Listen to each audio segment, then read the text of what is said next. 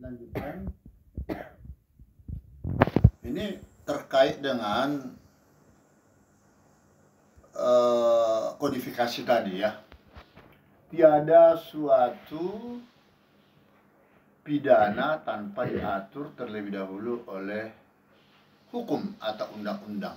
Nah, karena itulah saya katakan tadi menjadi penting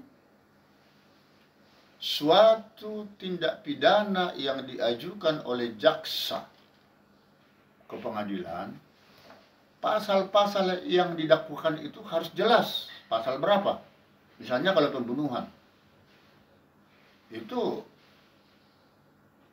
ada beberapa alternatif dakwaan jaksa, mulai daripada yang paling teringan didahului dengan penganiayaan, pemukulan hingga mengakibatkan mati.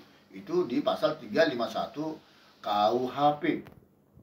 Tapi ada juga pembunuhan itu karena spontan, langsung dipukul telak mati. Itu pasal 338 KUHP. Tapi ada kalanya juga pembunuhan itu karena ada perencanaan terlebih dahulu. Ada unsur sengaja. Itu diatur di dalam pasal 340 KUHP. Nah, jadi semua unsur-unsur daripada pasal yang didakwakan oleh jaksa tersebut harus terpenuhi. Kalau salah satu saja tidak terpenuhi, maka bebaslah si terdakwa tersebut. Nah, ini sistem yang diatur oleh satu undang-undang. Namun walaupun diatur oleh undang-undang, ya, tetap hakim itu memiliki satu keyakinan. Tidak hanya melulu bahwa hakim itu tunduk kepada undang-undang. Memang ada disebutkan sebelumnya bahwa hukum hakim itu bukan corong daripada undang-undang. Tidak hanya melaksanakan undang-undang saja, tetapi itu harus juga dibarengi dengan ada tidak keyakinan daripada hakim itu sendiri bahwa si terdakwa pelakunya. Ini salah satu sistem yang berlaku di Indonesia. Nah, berbeda itu nanti dengan di sistem common law yang dianut katakan di Amerika Serikat atau di negara Australia atau yang lain. Sistem tersebut tidak berlaku. Indonesia kan menganut sistem civil law, ya, Anglo-Saxon. Nah, jadi di negara-negara yang menganut sistem common law itu tidak berdasarkan undang-undang, tetapi adalah berdasarkan jurisprudensi, presiden, ya, stare decisis yang disebut itu, ya, stare decisis. Nah, jadi dia hanya mengikuti daripada putusan-putusan hakim terlebih dahulu, yang lebih dahulu itu dijadikan jadi jurisprudensi. Nah, tapi itu untuk lebih lanjut nanti akan kita perdalam. Tetapi yang ada di Indonesia dulu yang mau saya sampaikan, kalau kita di Indonesia ini memang serba luas cakupannya. Disebutkan sistem civil law, selain Indonesia juga tunduk kepada undang-undang atau berdasarkan undang-undang dalam suatu perkara, tetapi juga harus ada satu keyakinan daripada hakim itu sendiri. Nah, itu diatur secara tegas di dalam pasal 183 Kitab Undang-Undang Hukum Acara Pidana, mengatakan minimal 2 alat bukti. Namun hakim harus ada keyakinan bahwa pelakunya adalah terdakwa tersebut. Kalau 2 alat bukti saja cukup tapi tidak yakin hakim, maka perkara itu bisa saja dikesampingkan atau dibebaskan oleh hakim. Nah, jadi seperti tadi juga saya singgung, ada pembatasan masa-masa penahanan para terdakwa di tingkat polisi, di tingkat penuntut umum, dan di tingkat pengadilan. Nah, bagaimana di luar negeri?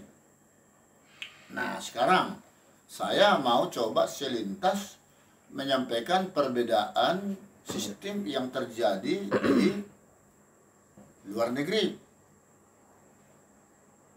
ternyata perbandingan hukum yang ada di luar negeri itu tidak boleh kita jadikan jadi patokan untuk bisa kita adopsi, kita ambil di dalam sistem hukum yang ada di Indonesia. Tapi ada kalanya sistem yang berlaku di luar negeri itu positif untuk diangkat.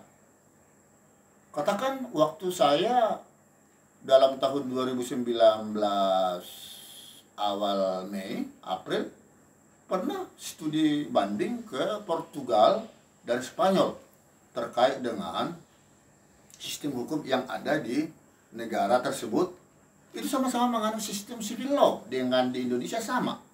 Tapi ternyata walaupun di negara-negara Spanyol, Portugal tadi sama-sama menganut sistem civil law, tidak selalu sama yang dianut di Indonesia. Salah satu contoh seperti apa? Misalnya di dalam sistem pengawasan hakim dan pemberian sanksi terhadap hakim. Kalau di Indonesia, ya, itu seluruh hakim di bawah Mahkamah Agung tunduk kepada Mahkamah Agung. Ada hubungan hierarki antara Mahkamah Agung dengan pengadilan tinggi dan pengadilan tingkat pertama. Nah, sedangkan kalau di Spanyol, Portugal tidak, terputus hubungan antara Mahkamah Agung dengan pengadilan di bawahnya. Mahkamah Agung tidak boleh memberikan sanksi terhadap hakim di bawahnya. Jadi pengadilan di bawahnya itu bersifat otonom. Namun di dalam sistem upaya hukum banding kasasi itu tetap memiliki hubungan hierarki terhadap Mahkamah Agung. Nah, itu situ saja sudah terjadi perbedaan. Kemudian mengenai masalah hubungan Mahkamah Agung dengan Komisi Judisial. Di Portugal dan Spanyol itu, Komisi Judisial itu justru ketuanya dan wakilnya dipimpin secara ex officio Ketua Mahkamah Agung dan Wakil Ketua Mahkamah Agung. Karena itulah di Spanyol Portugal hubungan kerjasama Komisi Judisial dengan MA sangat bagus, harmonis. Dan untuk mendukung kekuasaan kehakiman yang ada di Spanyol Portugal itu sangat kuat karena didukung sepenuhnya oleh Komisi Judisial. Di Indonesia seperti apa? Justru Komisi Judisial itu dipimpin oleh ketua KY secara tersendiri, dan yang latar belakangnya juga pun banyak dari LSM atau yang tidak mengerti dengan hubungan hukum. Nah, kalau kita berbicara kepada Komisi Judisial yang ada juga di Portugal dan Spanyol itu, KY atau Komisi Judisial yang ada di Portugal dan Spanyol itu justru mereka lah yang memberikan pengawasan, yang memberikan sanksi kepada hakim, dan mereka pula lah yang mengangkat atau merekrut calon-calon hakim hingga calon hakim agung. Kenapa itu bisa terjadi? Karena ketua Komisi Judisial dan wakilnya dipimpin secara langsung oleh ketua Mahkamah Agung dan wakil ketua Mahkamah Agung. Jadi Komisi Judisial itu di Portugal dan di Spanyol itu merupakan bahagian daripada Mahkamah Agung untuk melaksanakan kekuasaan kehakiman. Beda di Indonesia.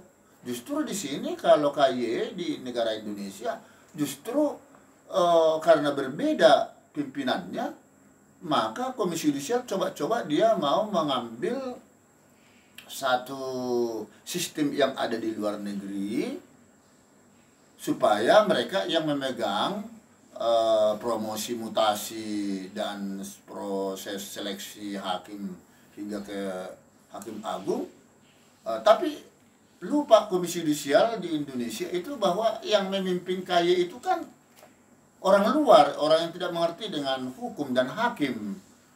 Sehingga terjadilah selalu kepincangan, bahkan sekarang menjadi polemik antara hubungan MA dengan KY di Indonesia, terjadi saling gugat menggugat.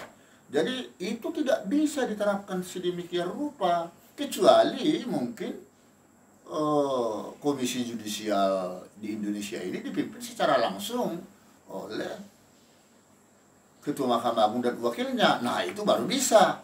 Tetapi kalau dipaksakan oleh Komisi Yudisial agar Mahkamah Agung itu hanya mengurusi perkara seperti yang ada di Portu dan di Australia atau di Spanyol, ya tidak mungkin bisa terjadi. Nah hal-hal seperti inilah yang harus disadari oleh para mahasiswa. Jangan paksakan sistem yang berlaku di luar negeri itu boleh diambil alih langsung disamakan di sistem yang berlaku di Indonesia. Kecuali kalau kita lihat, kita cari benang merah yang menarik. Sekarang untuk melaksanakan kekuasaan kehakiman itu kan seharusnya Mahkamah Agung itu kan sudah harga mati, sudah diatur di dalam konstitusi Undang-Undang Dasar 45. Apakah mungkin Komisi Yudisial itu sebagai pelaksana kekuasaan kehakiman? Kan tidak mungkin. Tetap harus Mahkamah Agung. Kalau begitu Komisi Yudisial dibentuk di Indonesia dulu kan untuk apa? Untuk membantu Mahkamah Agung untuk merekrut, katakan, calon hakim agung. Nah, itu haruslah mestinya sebagai subunit daripada Mahkamah Agung, Komisi Yudisial harus mau menyeleksi hakim agung sebagaimana yang dibutuhkan oleh Mahkamah Agung. Tidak boleh dilanggar itu, karena yang menjadi user daripada hakim agung itu kan Mahkamah Agung. Tapi selama ini penerimaan seleksi calon hakim agung pun tetap berseberangan antara MA dengan KY. Nah, hal-hal yang begini yang menjadi polemik yang perlu didiskusikan, seperti apa nanti di dalam pertanyaan kita berikutnya. Nah, kemudian mengenai masalah sistem peradilan, mengenai penahanan. Di Indonesia dibatasi masa penahanan seperti yang diatur dalam KUHP, ya, Kitab Undang-Undang Hukum Acara Pidana, itu seperti di tingkat pertama atau penyidikan ada yang 30 hari, 60 hari, diperpanjang lagi boleh. Sedangkan di luar negeri, di Portu dan Spanyol yang langsung kami tangani, ternyata di sana, saudara, tidak ada pembatasan penahanan. Lamanya perkara pun tidak ada dibatasi. Terdakwa yang ada di sana benar-benar tidak lagi dihargai hak-hak asasinya. Tapi di Indonesia sangat dihargai hak asasi daripada si terdakwa itu sendiri. Ada pembatasan masa putusan lamanya sejak dilimpahkan perkara di tingkat pertama. Dulu memang tidak ada pembatasan itu. Sekarang di pengadilan tingkat pertama lamanya minimum itu 5 bulan. Di pengadilan tinggi lamanya proses selesai sampai putus itu 3 bulan, dan di Mahkamah Agung. Nah, tapi kalau di luar negeri tidak ada pembatasan itu. Bahkan si terdakwa itu sangat-sangat dibatasi hubungannya dengan dunia luar.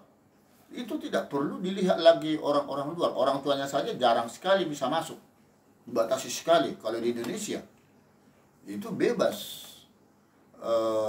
Orang luar masuk ke dalam tahanan, dan itu yang menyebabkan terjadi banyak virus, ya, peredaran narkoba di lembaga pemasyarakatan di Indonesia. Sedangkan kalau di luar negeri sana tidak ada.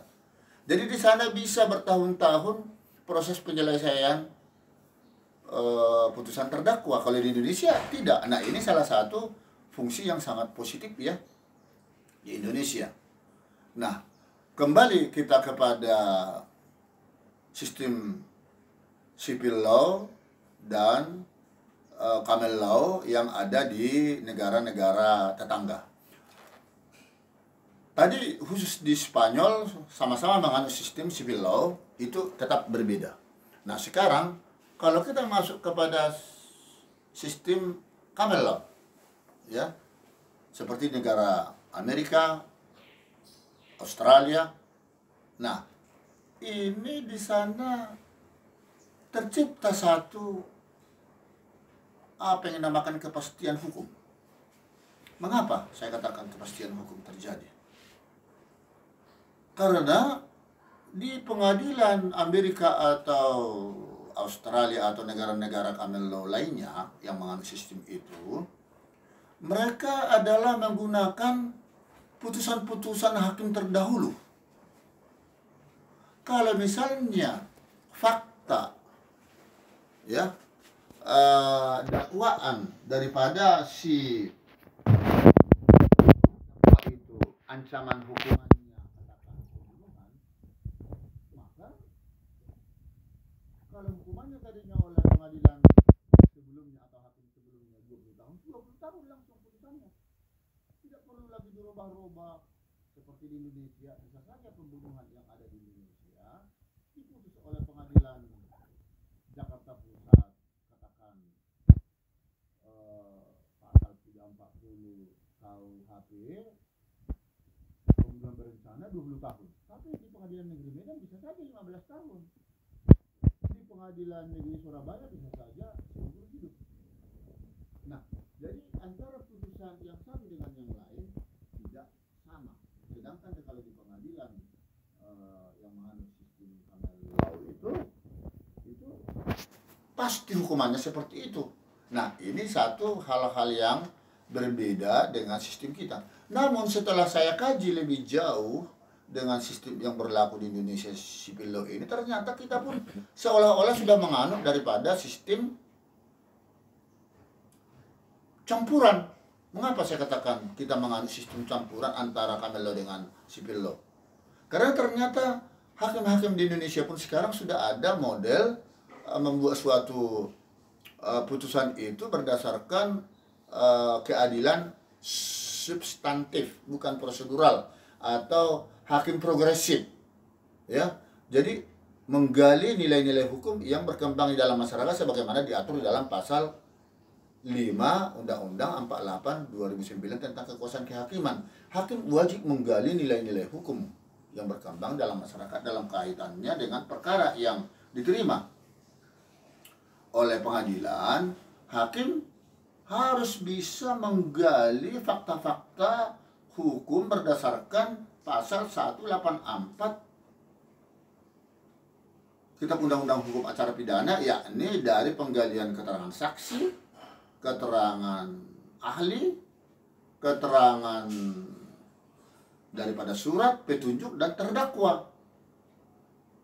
Jadi dari alat-alat bukti dan barang bukti yang ada itulah hakim menggali nilai-nilai hukum yang berkembang terhadap putusan itu, sehingga hakim diberikan kewenangan mutlak untuk memberikan putusan berdasarkan hukum dan keyakinan daripada hakim. Nah, yang menjadi menarik antara putusan yang satu dengan yang lain di setiap pengadilan yang ada di Indonesia itu tidak sama. Karena apa? Di dalam pasal 193 Kitab Undang-Undang Hukum Acara Pidana dikatakan apabila terdakwa terbukti bersalah maka dijatuhi pidana. Tapi seberapa berat hukuman terhadap si terdakwa itu tidak diatur. Disitulah terjadi independensi daripada kekuasaan hakim di dalam menjatuhkan pidana. Untuk stratmat ringannya suatu putusan itu tidak bisa sama, karena tergantung daripada independensi kebebasan daripada hakim di Indonesia. Nah, ini yang membuat tidak adanya satu kepastian hukum atau keadilan yang ada di Indonesia. Sedangkan kalau di luar negeri ada kepastian hukum. Itu sudah kesepakatan daripada nasional, ya. Di sana pokoknya berdasarkan jurisprudensi apa putusan yang ada sebelumnya. Ya sudah seperti itu. Tapi dengan catatan tergantung pada fakta hukum yang sama. Kalau di Indonesia walaupun faktanya sama dan dakwaannya sama, pasalnya sama, tetapi tidak selalu pas hukuman itu. Nah, karena itulah saya memang berpendapat atau mengusulkan kepada para mahasiswa, sudah seharusnya kita menganut sistem campuran, yakni menganut sistem civil law dan common law. Karena apa mengatakan kita katakan itu sistem campuran? Karena ternyata terbukti setiap hakim-hakim di Indonesia membuat satu putusan selalu ada, saya lihat kata-kata yang mengatakan berdasarkan jurisprudensi Mahkamah Agung nomor sekian. Misalnya apabila tidak diatur secara rigid, secara detail faktor kerugiannya, maka perkara itu adalah tidak dapat diterima NO. Nah, itu salah satu bukti bahwa Indonesia pun sebenarnya sudah menganut sistem camel law, termasuk juga di dalam pasal 5 Undang-Undang 48 2009 tadi tentang kekuasaan kehakiman. Di sana kan disebutkan hakim itu judge makes law. Hakim itu dapat membuat suatu undang-undang. Nah, ini menunjukkan bahwa Indonesia sebenarnya juga sudah menganut sistem camel law. Oleh karena itulah sudah terjadi sistem campuran. Karena itu saya mengharap di dalam mengatasi untuk mendapatkan standarisasi putusan hakim agar jangan terjadi disparitas antara hakim yang satu dengan yang lain, seharusnya kita juga bisa menganut sistem camel law, tetapi dengan catatan terhadap fakta, ya, terhadap pasal yang didakwakan yang sama dengan peristiwa tertentu, ya. Demikian perkuliahan kita khusus untuk perbandingan hukum pidana ini. Nanti akan kita lanjutkan di dalam episode berikutnya. Terima kasih.